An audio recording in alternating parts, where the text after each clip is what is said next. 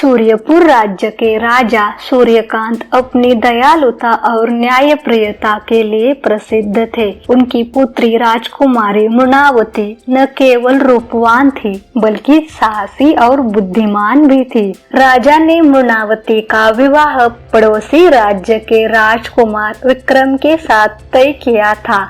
विक्रम देखने में आकर्षक था, लेकिन उसके भीतर की साहस और निष्ठा की कमी थी, जो समय आने पर प्रकट होती है। उसी राज्य में सुरेश नाम का एक युवक रहता था, जो हर दिन जंगल पार करके काम के लिए दूसरे गांव जाया करता था। एक दिन जब वह जंगल से गुजर रहा था, तो उसने किसी की कराहने की आवाज सुनी। यह आवाज कैसी है? कोई मुसीबत में तो नहीं है? वह आवाज की दिशा में गया और देखा कि एक शेर कांटों में उलझा हुआ है। उसके पंजे में गहरे कांटे चुभे हुए थे और उसकी आंखों से आंसू बह रहे थे। अरे, तुम्हारे पंजे में कांटे चुभे हैं, तुम्हें बहुत दर्द हो रहा होगा, है ना?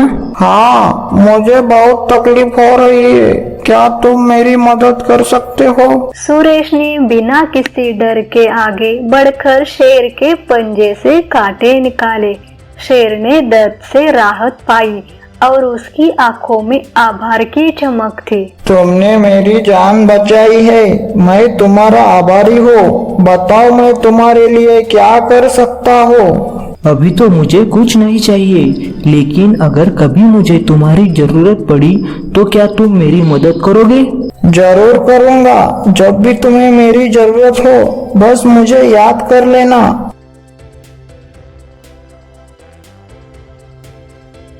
कुछ महीने बीत गए और एक दिन राजा सूर्यकांत गंभीर रूप से बीमार पड़ गए।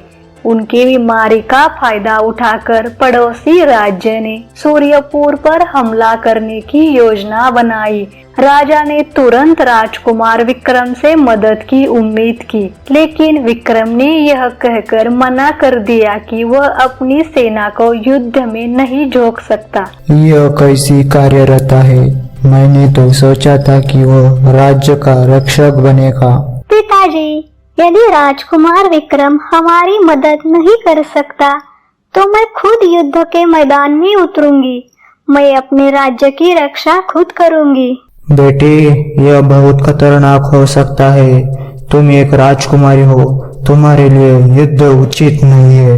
पिताजी, मैं सबसे पहले एक सूर्यपुर की बेटी हूँ। यदि मेरा राज्य संकट में है, तो मेरा कर्तव्य है कि मैं उसकी रक्षा करूं।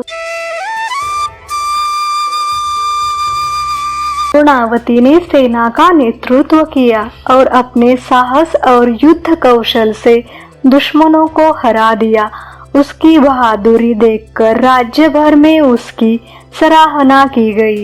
युद्ध के बाद राजा ने राजकुमार विक्रम के साथ मृणावती का विवाह तोड़ने का निर्णय लिया। पिताजी, कृपया मेरा विवाह ऐसे व्यक्ति से करें जो सचमुच बहादुर हो, चाहे वो साधारण ही क्यों न हो। मुझे सिर्फ राजकुमार की उपाधि से कोई मतलब नहीं है। जो व्यक्ति जिंदा शेर को महल में लेकर आएगा, उसी बहादुर से मैं अपनी बेटी का विवाह करूंगा। यह खबर पूरे राज्य में फैल गई।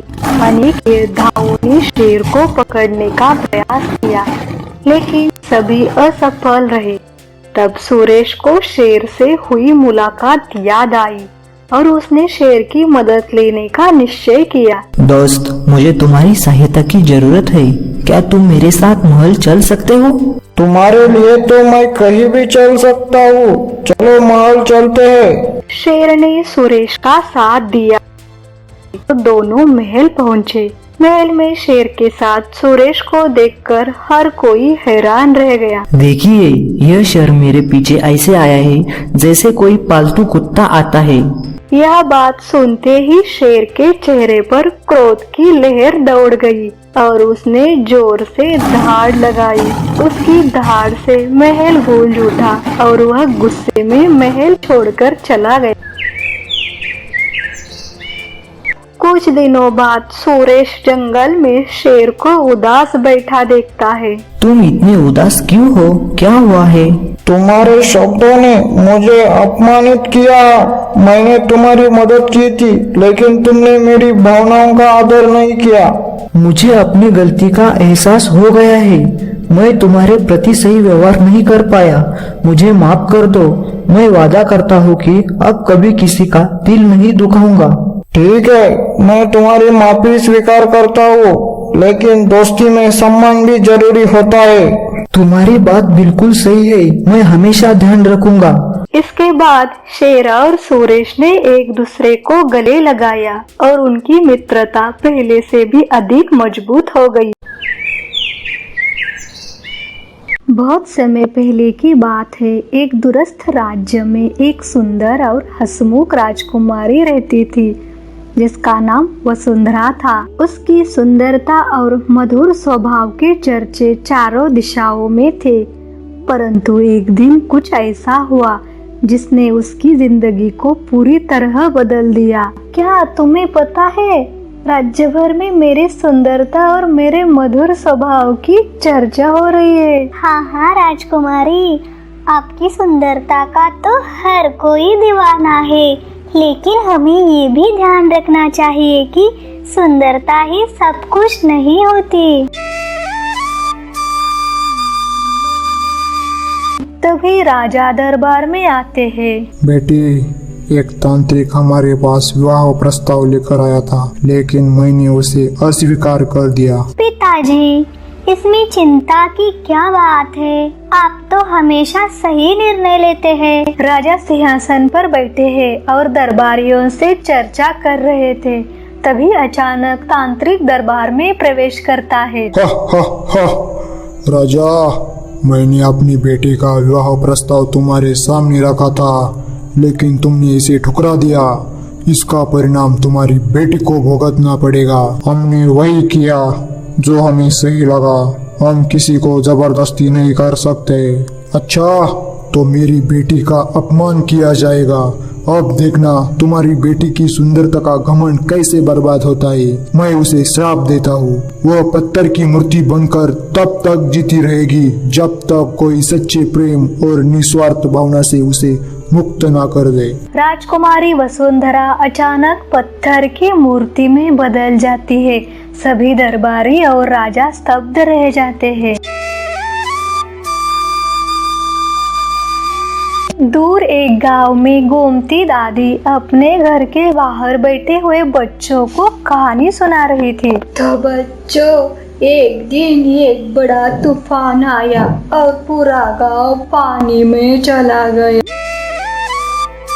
तभी गोमती को नींद आ जाती है और वो सपना देखती है। दादी, मैं राजकुमारी वसुंधरा हूँ। एक तांत्रिक के शाप ने मुझे पत्थर की मूर्ति बना दिया है। केवल आप ही मुझे इस शाप से मुक्त कर सकती है।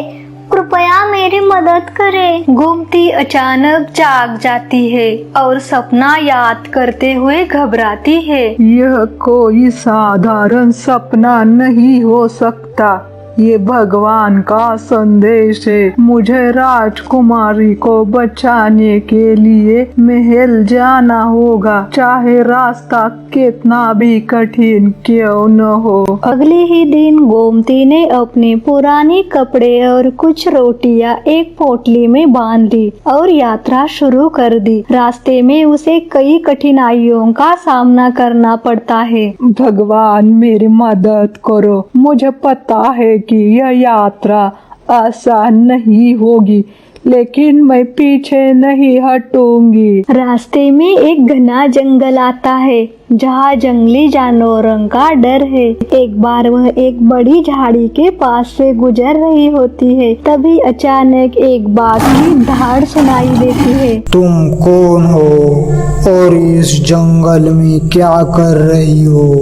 यह मेरी जगह है। मैं एक बूढ़ी औरत हूँ, राजकुमारी को बचाने के लिए जा रही हूँ। अगर मुझे मारने से तुम्हारा पेट भरता है तो मार डालो, लेकिन मैं इस यात्रा से पीछे नहीं हटूंगी। बाघ उसकी दृढ़ता को देखकर रुक जाता है और धीरे धीरे दूर चला जाता है। गोमती भगवान का धन्यवाद करती है और अपनी यात्रा जारी रखती है। कुछ दिनों बाद गोमती को एक पहाड़ी गांव के पास कुछ बच्चों का सामना करना पड़ता है जो उसकी मदद करना चाहते हैं। दादी, आप इतनी बूढ़ी है, आप कहाँ जा रही है? मैं राजकुमारी वसुंधरा को बचाने के लिए महल जा रही हूँ। ये बहुत जरूरी है। दादी, महल बहुत दूर है और रास्ते में खतरनाक जानवर भी है। हाँ बेटा, मुझे पता है, लेकिन अगर मेरा प्यार और भक्ति सच्ची है तो भगवान मेरी मदद जरूर करेंगे। बच्चों के माता पिता गोमती को थोड़ा भोजन और पानी देते हैं। दादी, भगवान आपके साथ है, हमारी शुभकामना आपके साथ है। कुछ दिनों की यात्रा के बाद गोमती एक गहरी और खतरनाक नदी के पास पहुंचती है जो पार करने में बहुत मुश्किल है। हे भगवान, ये नदी बहुत गहरी है, मैं इसे कैसे पार करूं? तभी एक मगरमच्छ पानी से बाहर आता है और गोमती को देखता है। तुम यहाँ क्या कर रही हो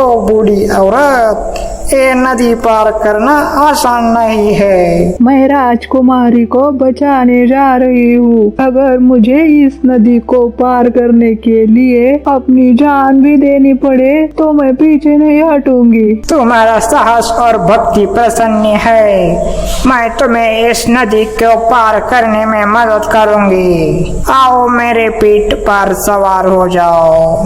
गोमती मगरमच्छ की पीठ पर सवार होकर नदी पार करती है और भगवान का धन्यवाद करती है।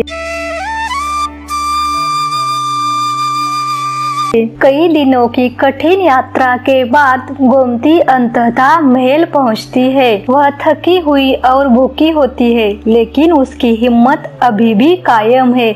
महल के पहरेदार उसे अंदर जाने से रोकने की कोशिश करते हैं। तुम कौन हो और यहाँ क्या कर रही हो? मैं गोमती दादी हूँ। मैं राजकुमारी वसुंधरा को बचाने के लिए यहाँ आई हूँ। तुम्हारी इतनी हिम्मत, राजकुमारी को बचाने के लिए आई हो? अच्छा, चलो तुम्हें राजा के सामने ले चलते हैं। तो राजा के सामने लाया जाता है। राजा उसकी कहानी को गंभीरता से सुनते हैं। तुम्हारी हिम्मत देखकर मैं हैरान हूँ दादी। इतने सालों में किसी ने ऐसा साहस नहीं दिखाया। क्या तुम सचमुच यह मानती हो कि तुम राजकुमारी को बचा सकती हो? हाँ महाराज, मैं इसे सच्चे प्रेम और भक्ति से करने का प्रयास करूंगी। मुझे एक अवसर दे। ठीक है, मैं तुम्हें एक मौका दूंगा। अगर तुम अपनी भक्ति और सेवा से राजकुमारी को बचा सकती हो तो यह हमारे राज्य के लिए एक चमत्कार होगा। गोमती को उस कमरे में ले जाया जाता है जहाँ वसुंधरा की पत्थर की मूर्ति रखी हुई है। वह मूर्ति के सामने बैठती है और अपनी सारी भक्ति और प्रेम से प्रार्थना करना शुरू करती है। गोमती राजकुमारी वसुंधरा की पत्थर की मूर्ति के सामने बैठती है, अपनी प्रार्थना जारी रखती है। बेटी, अगर मेरे प्रेम और भक्ति में सच्चाई है तो भगवान मेरी प्रार्थना जरूर सुनेंगे। मैंने तुम्हारे लिए हर कठिनाई का सामना किया है और अब मैं तुम्हारे शाप को समाप्त करने के लिए यहाँ आई हूँ। वह अपनी आखिरी रोटी जो उसने अपनी यात्रा के लिए बचा कर रखी थी राजकुमारी की मूर्ति के सामने अर्पित करती है और भगवान से प्रार्थना करती है। हे भगवान, मेरी भक्ति को स्वीकार करे और इस मासूम को उसके शाप से मुक्त करो। जैसे ही गोमती की प्रार्थना समाप्त होती है, मूर्ति से एक तेज प्रकाश फूटता है और पूरा कमरा प्रकाशमान हो जाता है। गोमती चकित होकर देखती है। वसुंधरा की मूर्ति धीरे धीरे जीवित हो उठती है। पत्थर की कठोरता उसकी त्वचा से गायब हो जाती है और वह धीरे धीरे हिलने लगती है। आखिरकार राजकुमारी पूरी तरह से पुनर्जीवित हो जाती है। दादी, आपने मुझे बचा लिया। आपके प्रेम और बलिदान ने मुझे नया जीवन दिया है। मैं आपका आभार व्यक्त करने के लिए शब्द नहीं ढूंढ पा रही हूँ। बेटी, यह सब भगवान की कृपा है। मैंने केवल अपना कर्तव्य निभाया है। तुम्हें देखकर मेरा दिल भर आया है। राजा और दरबारी यह दृश्य देखकर स्तब्ध रह जाते हैं।